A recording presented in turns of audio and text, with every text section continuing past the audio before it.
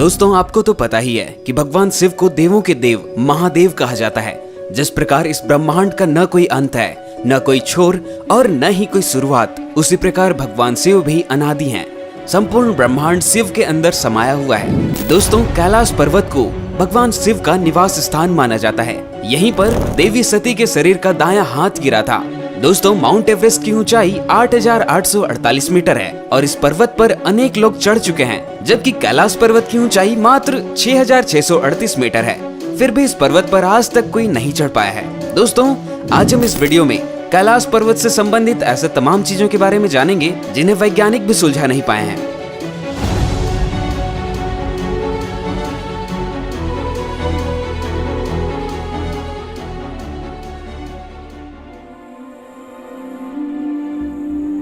दोस्तों 1962 में चीन ने भारत पर अचानक से हमला कर दिया था और उसने भारत के कई हिस्सों में अपना कब्जा कर लिया था। कैलाश को भी उसने अपने हिस्से में कर लिया था। इस वजह से कैलाश पर्वत अब चीन के क्षेत्र में आता है। चीन ने जितनी बार भी कैलाश पर्वत पर चढ़ने की कोशिश की है वह असफल रहा। चीन ने 2001 में फिर से इस पर्वत पर चढ़ने की कोशिश की। इस बार चीन अकेला नहीं चढ़ा बल्कि स्पेन भी उसके साथ था।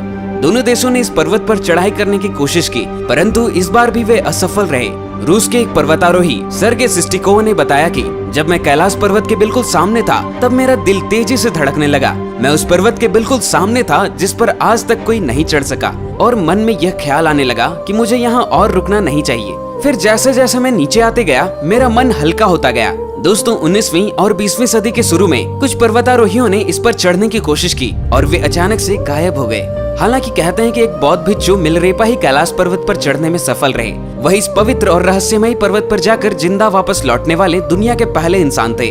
दोस्तों कहा जाता है कि जिसने कभी भी कोई पाप नहीं किया हो केवल वही कैलाश पर्वत पर चढ़ सकता है। दोस्तों कैलाश पर्वत पर उसके आसपास के वातावरण पर अध्ययन कर रहे वैज्ञानिक जार निकोलाई रोमनोव और उसकी टीम ने तिब्बत के मंदिरों में धर्म गुरुओं से मुलाकात की। उन्होंने बताया कि कैलाश पर्वत के चारों ओर एक अलौकिक शक्ति का प्रवाह होता है।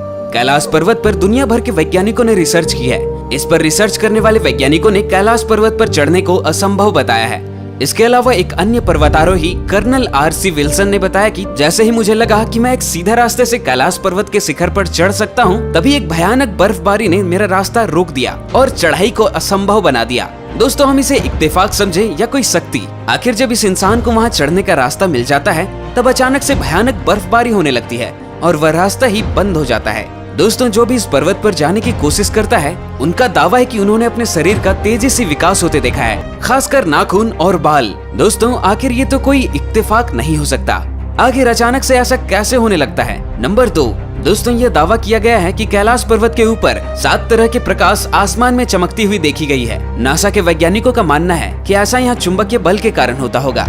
नंबर 3, कैलाश पर्वत और मानसरोवर झील के क्षेत्र में निरंतर ओम और डमरू के बजने जैसी आवाज आती है। वैज्ञानिक मानते हैं कि यह बर्फ के पिघलने की भी आवाज हो सकती है। चलिए मान भी लेते हैं कि इन सभी के पीछे शायद यह कारण हो सकता है, लेकिन आश्चर्य की बात है कि इस पूरे पर्वत पर प्राकृतिक तौर पर ओम की आकृति बनी हुई है। यह आकृति यहाँ हर साल पड़ने वाली बर्फ से बनती है। दोस्तों एक रूसी डॉक्टर का यह भी दावा है कि एक क्षत की खामोशी में पहाड़ के भीतर एक अजीब तरह की फुसफुसाहटों की आवाज सुनाई देती है। उनके टीम को ऐसा लगा कि इस पर्वत के अंदर कुछ लोग रहते हैं। दोस्तों इन सभी बातों को हम अनदेखा नहीं कर सकते हैं कि अचानक से नाखून और बालों का विकास होने लगता है और जब कोई इंसान वहां पहुंचने वाला ही होता है तब अचानक से भयानक बर्फबारी होकर उसका रास्ता बंद हो जाता है। दोस्तों मेरा मानना है कि जहाँ स्वयं महादेव हो वहाँ क्या साइंस और क्या नासा। तो दोस्तों यही सब थे कैलाश पर्वत के कुछ अननोन सीक्रेट्स। और दोस्तों अगर आपको आज का ये वीडियो अच्छा लगा हमें सपोर्ट करने के लिए हमारे चैनल को सब्सक्राइब जरूर करें और कमेंट्स में हर हर महादेव लिखना न भूलें। तो दोस्तों मिलता हूँ आपसे मैं अगले वीडियो में। तब तक के लिए खुश रहें, स्वस्थ रहें और देखते रहें हमारे साथ फैक्टोग्राम।